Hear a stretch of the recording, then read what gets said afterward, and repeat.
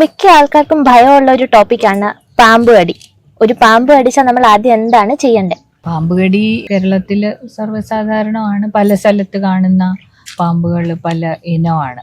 ഉദാഹരണത്തിന് ചില സ്ഥലങ്ങളിൽ അണലിയാണ് കൂടുതലായിട്ടുള്ളത്. ഇപ്പൊ ഈ കുട്ടനാട് പ്രദേശത്ത് മൂർഖൻ പാമ്പുകളാണ് കൂടുതലായിട്ട് കണ്ടുവരുന്നതെന്നാണ് പറയുന്നത്. അപ്പോൾ അത്തരത്തിൽ ഉള്ള ഏറ്റവും പ്രധാനം എന്ന് പറഞ്ഞാൽ പാമ്പ് കടി ഏറ്റാൽ നമുക്ക് അതിന് വിഷബാധ ഉണ്ടായിട്ടുണ്ടോ എന്നുള്ളത് അറിയാൻ ഏറ്റവും നല്ലത് ഏറ്റവും വേഗം ആശുപത്രിയിൽ എത്തുക എന്നുള്ളത് തന്നെയാണ്. കാരണം പലപ്പോഴും ചില അടയാളങ്ങൾ നമുക്ക് പാമ്പ് കടി വിഷമേറ്റോ എന്നുള്ളത് അറിയാൻ ബുദ്ധിമുട്ടായിരിക്കും. അപ്പം ഹോസ്പിറ്റലിൽ എത്രയും വേഗം രോഗിയെ എത്തിക്കുക. അവിടെ നമുക്ക് ടെസ്റ്റുകളുണ്ട്. അങ്ങനത്തെ കാര്യങ്ങളൊക്കെ ചെയ്ത് വിഷമേറ്റിട്ടുണ്ടോ ഇല്ലയോ എന്നുള്ളത് കൃത്യമായിട്ടൊരു ധാരണയിൽ എത്താൻ പറ്റും. എല്ലാ തരം പാമ്പ് കടിയിലും വിഷം നമ്മുടെ ശരീരത്തിൽ വിഷം ഉണ്ടാക്കുന്നതാണോ? എല്ലാ പാമ്പ് കടികളും ശരിക്കും പറഞ്ഞാൽ ഒരു 50% താഴെയുള്ള പാമ്പ് കടികളിലാണ് ഒന്ന് വിഷമില്ലാത്ത പാമ്പുകൾ ധാരാളമുണ്ട്. അപ്പം വിഷമില്ലാത്ത പാമ്പുകളുടെ കടി ഏൽക്കാം. രണ്ടാമത് വിഷമുള്ള പാമ്പുകൾ തന്നെ കടിച്ചാലും വിഷമേൽക്കാതിരിക്കാം.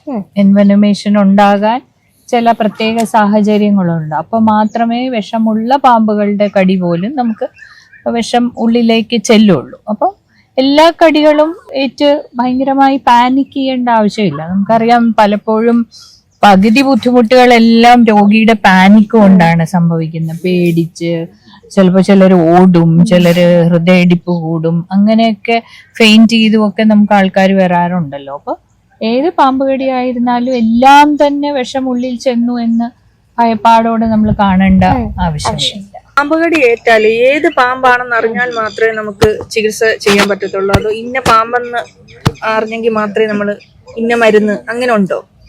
ഇല്ല, സത്യത്തിൽ പാമ്പ് കടി ഏറ്റാൽ പിന്നെ എല്ലാ പാമ്പ് കടിക്കും ഇപ്പൊ നമുക്ക് പോളിവാലന്റ് സ്നേക്ക് വെനം എന്ന് പറയും. എല്ലാ പാമ്പ് കടിക്കും ഒരേ ഒരു സ്നേക്ക് വെനമാണ് നമ്മൾ യൂസ് ചെയ്യുന്നത്. അതുകൊണ്ട് കൃത്യമായി ചിലപ്പോൾ നമ്മൾ കാണാറുണ്ട് ആളുകൾ പാമ്പിനെ പിടിച്ച് തല്ലിക്കൊന്ന് പാത്രത്തിലാക്കിയൊക്കെ കൊണ്ടുവരാൻ ഒരുപാട് സമയം നഷ്ടപ്പെടുത്താറുണ്ട്. അപ്പൊ അങ്ങനെ ചെയ്യണം നിർബന്ധമില്ല. പിന്നെ പാമ്പുകൾ ഏത് പാമ്പാണെന്നുള്ള അനുസരിച്ച് അതിന്റെ കടിയുടെ പാർശ്വഫലങ്ങൾ, ഇപ്പം അണലിയാണെങ്കിൽ രക്തത്തിലുള്ള കുഴപ്പം, ആന്തരികമായിട്ടുള്ള രക്തസ്രാവമായിരിക്കും, കിഡ്നി ഫെയിലിയർ ആയിരിക്കും.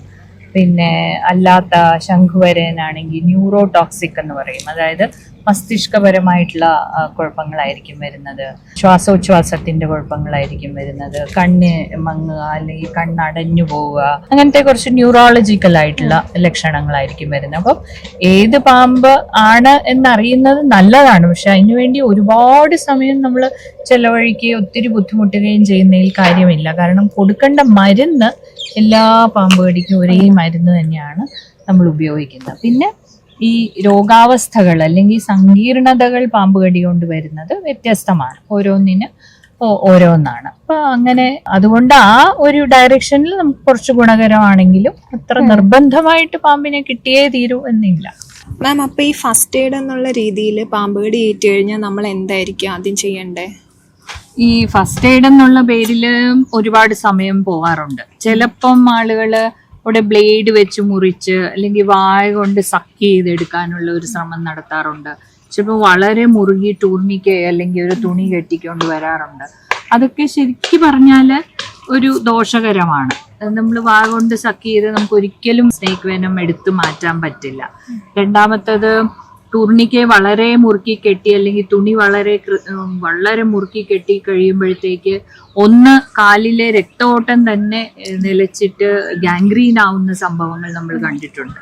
അതുപോലെ തന്നെ ആ ടൂർണിക്കെ പെട്ടെന്ന് റിലീസ് ചെയ്യുമ്പോൾ പെട്ടെന്ന് രക്തത്തിലേക്ക് ആ പാമ്പിന്റെ വിഷം സഞ്ചരിക്കാനുള്ള സാധ്യതയുണ്ട്. അപ്പൊ നമുക്ക് ഫസ്റ്റ് എയ്ഡ് എന്നുള്ള സ്ഥിതിക്ക് പറയാൻ പറ്റുന്നത് ഒന്ന് പാനിക് ചെയ്യരുത്, പേടിക്കാതിരിക്കുക, ശാന്തമായിട്ടിരിക്കുക. കൂടുതൽ നടക്കുന്തോറും കാലിലാണ് പാമ്പ് കടിയെങ്കിൽ കൂടുതൽ നടക്കുന്തോറും പെട്ടെന്ന് അത് രക്തത്തിലേക്ക് വ്യാപിക്കാനും അതിൻ്റെ ദോഷഫലങ്ങൾ പെട്ടെന്ന് ഉണ്ടാകാനുമുള്ള സാധ്യതയുണ്ട്. ശാന്തമായിട്ടിരിക്കുക, എത്രയും വേഗം ആശുപത്രിയിൽ എത്തിക്കുക. ടൂർണിക്കെ കെട്ടണമെങ്കിൽ തന്നെ അതിഭയങ്കരമായിട്ട് മുറുക്കി കെട്ടാതെ ഒരു വിരലിങ്ങനെ കയറ്റിയാൽ കയറുന്ന രീതിയിലുള്ള കെട്ടൽ മാത്രമേ ടൂർണിക്കെ കൊണ്ട് പാടുള്ളൂ. അപ്പൊ ആശുപത്രിയിൽ എത്തിക്കുക എന്നുള്ളത് തന്നെയാണ് നമുക്ക് ഏറ്റവും പ്രധാനമായിട്ട്. പിന്നെ എനിക്ക് എടുത്തു പറയാനുള്ളത്, എന്തെങ്കിലും കല്ല് വെച്ച് ഇങ്ങനെ രക്തം രക്തത്തിലെ വിഷം പോരും, അല്ലെങ്കിൽ മരുന്ന് വെച്ച് കെട്ടിയാൽ പോരും എന്നൊക്കെ പറയാറുണ്ട്. അതൊക്കെ വെറും മിഥ്യാധാരണകളാണ്. ശരിക്കും ഇതിന് ഒരേ ഒരു മരുന്നേ ഉള്ളൂ, അതാണ് ആന്റി സ്നേക്ക് വെനം. അപ്പൊ എത്രയും വേഗം ആശുപത്രിയിൽ എത്തിക്കുക. ആദ്യമായി പോയിസണസ് ആണോ ബൈറ്റ്, അതായത് ഇത് കൊണ്ട് വിഷബാധ ഉണ്ടായിട്ടുണ്ടോ ഇല്ലയോ എന്നുള്ളത് ആദ്യം നമ്മൾ നിശ്ചയിക്കണം. ഇപ്പം നമ്മുടെ കാലിലോ കയ്യിലോ 2 ബൈറ്റ് മാർക്ക് ഉണ്ടെങ്കിൽ അതെല്ലാം ഒരു സ്നേക്ക് ബൈറ്റ് ആയിട്ട് നമുക്ക് എടുക്കാവോ?